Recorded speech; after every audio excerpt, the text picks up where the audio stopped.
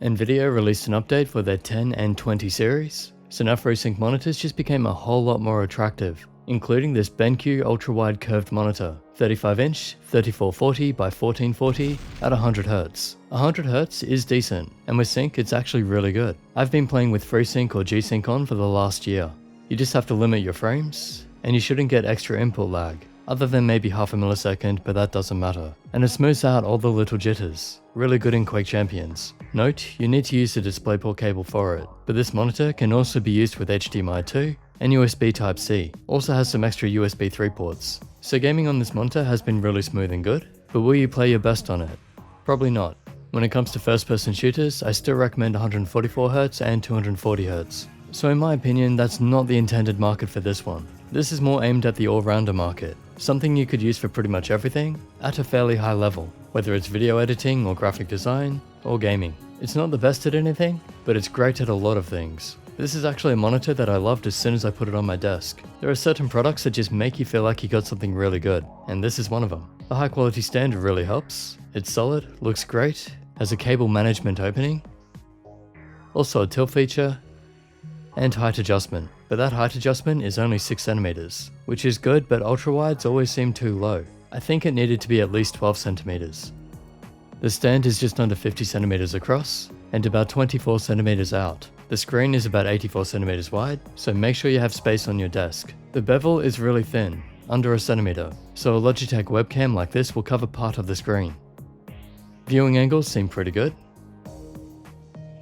but I'm not a big fan of curved monitors. It seems unnecessary, even for a 35-inch ultrawide, but it's okay. I forget that it's curved while using it. It handles glare reasonably well. For graphic design though, it could mess with your vision a little. I think for any serious work you should stick to flat screens to be safe, but the curve is gradual enough on this one to not really be a concern. Color accuracy seems good though. I don't have any real tests for that, but Tech Yes City did a review on this one and said it was good. Definitely worth watching that review as well. I'll leave the link in the description. He also talks about the response time being really good on this one. I just set both monitors to 100Hz and filmed them at 1000fps, and the BenQ seemed slightly faster. It responded first. Whether or not that's accurate, I don't know. But I've been really happy with the VA panel performance in game. They seem to beat IPS and TN in this kind of testing. In the UFO tests, there is some pretty bad shadowing with AMA off and on high. It's fine with premium, but there is some purple on the top one. In game though, that still looks like the better option. And no bright spots as far as I can tell. It also supports HDR, but that's not really my field. The menu is a bit of a letdown considering the cost. This monitor is on M-Wave in Australia for $1,100. You can get it for under $750 US, so it's not cheap. I would have expected a D-pad for easy navigation.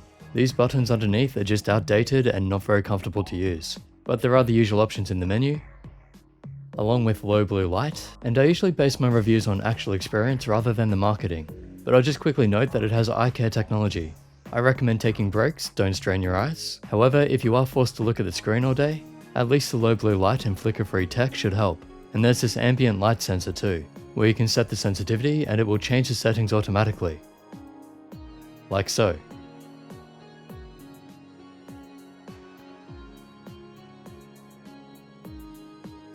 Seems to happen pretty quickly. Just looking at the price though, I would say there are better options for gaming, like the 32-inch LG monitor. It's 144Hz with G-Sync and flat screen. I think you can get a FreeSync version too. Much better menu and cheaper. Personally, I don't need the so-called extra immersion of ultrawide, but if you do, then maybe this would be the better choice. So to conclude, this is just a solid monitor. Quite happy with everything, but as always, you have to get what's right for you. Personally, I play Quake and test mice, so this won't work for me as my main monitor.